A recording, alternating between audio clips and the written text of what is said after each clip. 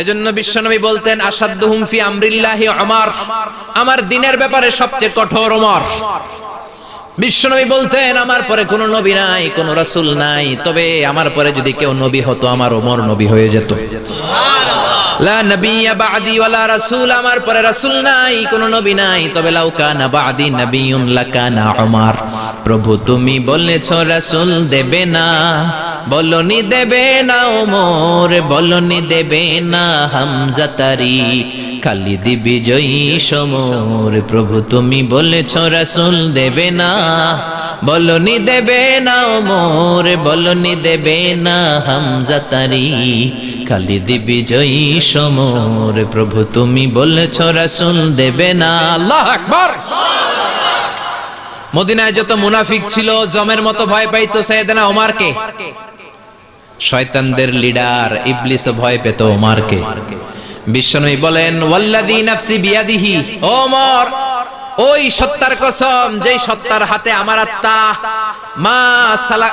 মা লাকিয়াকা শাইতানু সালিকান ফাজ্জান ইল্লা সালাকা ফাজ্জান গায়রা ফাজ্জিক। ওরে ওমর, শয়তান যদি তোমারে কোনো রাস্তায় দেখে, ইবলিস যদি তোমারে কোনো রাস্তা দিয়ে হাঁটতে দেখে, ইবলিস ওই রাস্তা রেখে দিয়ে অন্য রাস্তা দিয়ে হাঁটে। ইবলিসও সাইয়েদনা ওমর ফারুককে দেখলে, এই রাস্তা দিয়ে দেখলে ওর বাপের কি ও জীবনে এই রাস্তা দিয়ে হাঁটবে না, এই রাস্তা ধুইয়া ওই আরেক রাস্তা ধরবে। চিল্লায় পড়েন আল্লাহু আকবার। কাফেররা ভয় পেত, মুনাফিকরা ভয় পেত, শয়তান ভয় পেত, এমনকি বিশ্বনবীর বিবিরাও ভয় পেত। সুবহানাল্লাহ পড়েন।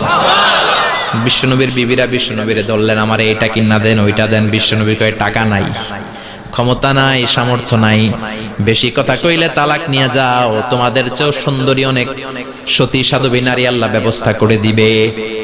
বিবিরা মাঝে মাঝে খুনসুটি করতো, নবীরে ধরতো, এটা নাই ওইটা নাই, এটা দেন। একবার সব বিবিরা টাইট করে ধরছে, ও নবী আয়েশার ঘরে যেদিন থাকেন সাহাবারা বেশি হাদিয়া পাঠায় কেন, আমাদের ঘরে যেদিন থাকেন পাঠায় না কেন? কালকে জুমার নামাজের পরে ঘোষণা দিবেন সবার ঘরে সমান সমান হাদিয়া। নবী কয় আমি হাইতান্ন। ও মিয়া, কে হাদিয়া দিবে, কটুক দিবে, এটা কি ইমাম সাহেবের কাজ? ইমাম সাহেবের বাসায় কে কোন দিন কি খাওয়াবে, কি গিফট দিবে, এটা তো কে যে গিফট দিবে তার ব্যাপার। বিশ্বনবী বললেন আবু বকরকে সবাই ভালোবাসে, তাই আবু বকরের মেয়ের ঘরে যেদিন আমার ডেট পরে থাকার সময় ওই দিন হয়তো বেশি হাদিয়া পাঠায়, তোমাদের ঘরে পাঠায় না, আমার বলার কোনো সুযোগ। বিবিরা কয় না আপনারে বলতেই হবে। নবী কয় আমি পারবো না, বিবিরা কয় পারবেন। ইন দ্য মিন টাইম দরজার উপর থেকে কে যেন সালাম দিল, আসসালামু আলাইকুম ওয়া রাহমাতুল্লাহ। বিশ্বনবী বললেন ওয়া আলাইকুমুস সালাম। বিশ্বনবী বুঝতে পারলেন সালামটা আমার ওমরের সালাম। বিশ্বনবী সালামের উত্তর দিয়ে বিবিদের দিকে তাকায় দেখে একটা বিবি ওর সামনে নাই, সব উদাও, ভ্যানিশ হয়ে গেছে। ওই যে ওমর, সুবহানাল্লাহ পড়বেন না? এই জন্য ওমরকে শয়তানও ভয় পেত। আমাদের বাচ্চাদেরকে, আমার মেয়ে একটা মাত্র মেয়ে, খাইতে চায় না, শুধু আমার মেয়ে না, অধিকাংশ বাচ্চাদের এই অবস্থা। ওর আম্মু দিক দিয়ে খাওয়ায়, আবার দৌড় দেয়, আবার আমি খাওয়াই, আবার কান্নাকাটি করে, বলে গল্প শোনাও, তাইলে খাবো। এখন গল্প শোনাইলেও খায় না। বর্তমান সময়ের ছেলে মেয়েগুলো এরকম, এত জ্বালাতন করে, খেতে চায় না তো বলতে হয় বাঘ আসবে বাঘ, সিংহ আসবে সিংহ, সিংহ মামা আসবে, ঘুমাও ঘুমাও, এগুলো আমরা বলি না? বড় দোষী তো আপনারা কি বলেন? বাচ্চা যদি না ঘুমায়, না খাইতে চায়, এগুলোই তো বলে। বাঘ আসবে, বিড়াল আসবে। মদিনাতে ওমরে ফারুক যখন খলিফা, মদিনার কোন বাচ্চারা যদি না খেতে চাইতো, না ঘুমাইতে চাইতো, মদিনার মায়েরা বলতো তাড়াতাড়ি ঘুমাও, ওই যে ওমর আসতেছে, ওমর। আল্লাহু আকবার। কি শাসক ছিলেন সাইয়েদনা ওমর! সবাই সমান, উনার বিধান, উনার রীতি সবার জন্য সমান। মদ খাওয়ার অপরাধে নিজের কলিজার টুকরা ছেলে আবু শাহমাকে 80টা বেত মেরেছে। হাদিসটা দাঈফ, তবে শিক্ষা আছে আমাদের জন্য। 80টা বেত মেরেছে। এক রাওয়ায়াতে পাওয়া যায় বেত মেরে ছেলেটাকে আহত করে ফেলেছে, আর এক রাওয়ায়াতে পাওয়া যায় পিটাতে পিটাতে ছেলেটাকে দুনিয়া থেকে শেষ করে ফেলেছে। ছেলের মুখে গন্ধ পেয়েছে। আর শরীফতা খামরান, কিরে মদ খাইছস? কয় না বাবা, শরীফ তো নাবিজ, আমি নাবিজ খেয়েছি। নাবিজ খাওয়া যায়। নাবিজ হচ্ছে রাতের বেলা আরবরা দুধের মধ্যে শক্ত খুরমা ছেড়ে দেয়। 1 কেজি দুধের মধ্যে 10টা শক্ত খুরমা ছেড়ে দিলে সকালবেলা দুধের কালারটা সাদা থাকে না, শক্ত খুরমার রস টেনে ওটা লাল হয়ে যায়, খেতে বড় মজা। এটাকে বলে নাবিজ। কিন্তু সকালেই খেতে হবে। ওইটারে যদি 3 দিন জমায় রাখেন, 4 দিন জমায় রাখেন, ওইটাও গাঞ্জা হয়ে যাবে, ওইটাও তারি হয়ে যায়, মদ হয়ে যায়। সাইয়েদনা ওমরের ছেলে এই কাজ করেছেন, একটু তারির স্বাদ নেয়ার জন্য 4 দিন রেখে দিয়েছে।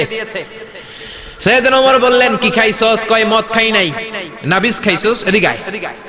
ইফতাহ ফামাক, মুখ খোল। হা করার পরে মুখের সামনে নাক নিয়ে গন্ধ দেখে মদের গন্ধ, কলারটা ধরে মসজিদে নববীতে নিয়েছেন। ইন দা মিন টাইম মসজিদে নববীতে জোহরের নামাজ হয়। নিজের ছেলেকে মসজিদে নববীর উস্তুয়ানা বলে, উস্তুয়ানাতু মসজিদে নববী, মসজিদে নববীর পিলারে বেঁধেছেন। যেহেতু উনি খলিফা, মসজিদে নববীর ইমাম, জোহরের নামাজের ইমামতি করলেন। সালাম ফিরালেন, আসসালামু আলাইকুম রাহমাতুল্লাহ, আসসালামু আলাইকুম রাহমাতুল্লাহ। সালামের পর বললেন, মাকানাকুম ইনদানা হাদ, সুন্নতের পর বসে যাবেন, আমাদের একটা হদ আছে। আল্লাহর দেয়া যে বিধান, বিচার, এটাকে আরবিতে বলে হাদ, প্লুরাল হচ্ছে হুদুদ।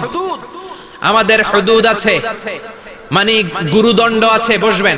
হাজার হাজার মানুষ সবাই ওযু করে যখন ঢুকতেছিল, দেখে আবু শামা পিলারে বাঁধা। সবাই তো আশ্চর্য, কি আজীব তামাশা, প্রেসিডেন্টের পোলা বাঁধা। নামাজের পরে বাইরে আসার পরে হাজার হাজার মানুষ তাকিয়ে আছে। কানাঘুষা শুরু হয়ে যায়। সবাই বলে, কি হয়েছে? ওমর কয়, আমার টানাটানি করা যাবে না। এই যে থামেন, এখন টানলে কি হবে আমি জানি, খুব বিশৃঙ্খলা হবে। দাঁড়ায় শুনেন, দাঁড়ায় শুনলে ডবল সোয়াব। আমি চলে গেলে এরপর আপনারা টানাটানি করে ঢুকেন। কথা শুনতেছেন তো?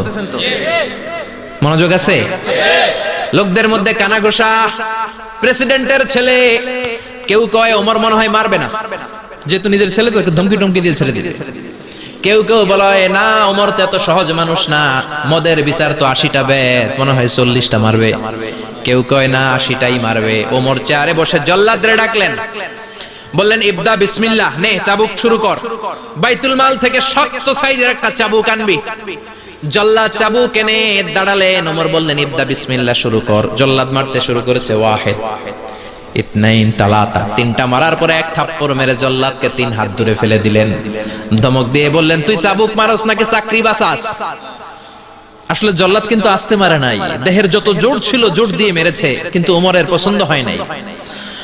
ওমর বলে, আইন্দাকা তালাতা আইন্দে ওয়াহিদ, তোর হিসাবে চাবুক মারা হয়েছে 3টা, আমি ওমরের হিসাবে মায়ের হয়েছে 1টা। চাবুক আমার হাতে দে, আমি 2 নাম্বার থেকে শুরু করি। ওমরে ফারুক 2 নাম্বার শুরু করলেন। 2, 3, এক একটা চাবুক মারে, ছুপ ছুপ করে চামড়া ছিলে, রক্তগুলো মসজিদে নববীর বারান্দার পিলারের মধ্যে লাগে। ওমরের চেয়ে শক্তিশালী দ্বিতীয় কোন পুরুষ মদিনার জামিনে ছিল নাকি? ওমরের হাতের মাইর। ছেলেটা চিৎকার দিয়ে বলে, বাবা, ও আব্বা, আর মদ খাবো না, ছেড়ে দেন, আর খাবো না। মদ তো আমি খাই নাই, আমি খেয়েছি নাবিস, 3-4 দিন রাখার কারণে একটু মাতলামি হয়েছে আমার।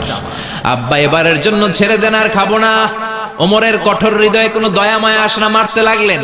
এবার আবু শাহামার মা, ওমরের বউ, পায়ের মধ্যে ওমরের পায়ে পড়ে ডেকে বলে, ওমর, আমার কলিজার টুকরা ছেলেটারে মারিস না। 30টা বাড়ি মারা হয়েছে, আর বাকি 50টা বাড়ির জন্য এক একটা চাবুকের বিনিময়ে আমি এক একটা ওট আল্লাহর রাস্তায় সদকা করব রে ওমর। সাইয়েদনা ওমর বলে, আরে নিয়ে যাও। আবু শাহামার মা ওট দিয়ে আল্লাহর জাইন, চাবুকের বাড়ি থেকে একটা বাড়িও কমানো যাবে না, 80টা বাড়ি দেয়া পর্যন্ত পৃথিবীর কোন শক্তি আবু শাহামারে আমার হাত থেকে ছুটাতে পারবে না। আবু শাহামার মা কাঁদতে লাগলো। ওমরের মনে দয়া মায়া হয় না। 40টা বাড়ি মারার পরে ছেলে বেহুশ, 50টা মারার পরে আবু শাহামা দুনিয়া থেকে শেষ। সবাই নিস্তব্ধ নীরবতা, পিন ড্রপ সাইলেন্স, পিন পতন নীরবতা। রাগে তখনও গড়গড় করছে ওমর। সাইয়েদনা ওমর বললেন, গোসল দে, জানাজা দে, কবর দে। কবর দেওয়ার পরে ওই কবরের উপর 51 নাম্বার থেকে মারা শুরু করলেন। 52, 53, 60টা, 70টা, 80টা চাবুকের বাড়ি কবরের মধ্যে, বিশাল বিশাল বড় বড় বাড়ি মেরে আঘাত করে আল্লাহরে ডেকে বললেন, আল্লাহ, আমার ছেলে হওয়ার কারণে, প্রেসিডেন্টের ছেলে হওয়ার কারণে আমি পার্সিয়ালিটি করি নাই, একটা চাবুকের বাড়িও কম দেই নাই। কিয়ামতের দিন তুমি আমারে জালিমদের কাতারে দাঁড় করাতে পারবা না। আল্লাহু আকবার। ওই ওমরের শাসন যদি দেশে থাকতো, দেশটারে মদিনা বানাইতো কে? এখন রিকশাওয়ালার পোলার জন্য এক নিয়ম, প্রধানমন্ত্রীর পোলার জন্য আরেক নিয়ম। কুলিওয়ালা ঠেলাওয়ালার জন্য এক নিয়ম, প্রেসিডেন্টের মেয়ের জন্য আরেক নিয়ম। জোরে বলেন ঠিক কিনা? সবার জন্য যদি এক নিয়ম হতো, চুরি করলে যদি হাত কাটা হতো, জিনা করলে যদি পাথর মেরে গর্দানটা উড়িয়ে দেয়া যেত, বাংলার জমিনে আর কোনো চোর আর জিনাখোর পাওয়া যেত না। চুরি করলে হাত কাটো কার আইন? তবে এটা কলা চোর, মুরগি চোর, ডাব চোর, আম চোর না। যেই চোরগুলো একটা কলমের সিগনেচারের খোঁচায় দেশের হাজার কোটি টাকা মেরে দেয়, ওই চোরদের হাত আগে কাটতে হবে। জোরে কোন ঠিক কিনা? এক কলমের খোঁচায় শেয়ার বাজার খাইয়া ফেলায়, হলমার্ক খাইয়া ফেলায়, দেশের টাকা সুইজারল্যান্ডে পাঠায়, ওই চোরগুলার হাত। জোরে বলেন ঠিক কিনা? এজন্য বিশ্বনবী বলতেন, আসাদুহুম ফি আমরিল্লাহি উমর। আল্লাহর দ্বীন বাস্তবায়নে সবচেয়ে কঠোর সাহাবী ছিলেন ওমর। আবু বকর ছিলেন নরম, ওমরের মেজাজকে গরম বানাইছে কে? এই জন্য ইসলামের মধ্যে যেমনি সহনশীলতা আছে, আবার ইসলামের মধ্যে বিদ্রোহ আছে না নাই? অন্যায় দেখলে থামিয়ে দেওয়ার দরকার আছে না নাই?